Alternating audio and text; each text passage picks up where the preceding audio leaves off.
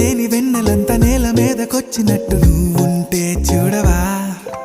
మంచువాన నన్ను ముంచెనంట, వాన విల్లు మీద ఇల్లు కట్టినెవ్వరంట.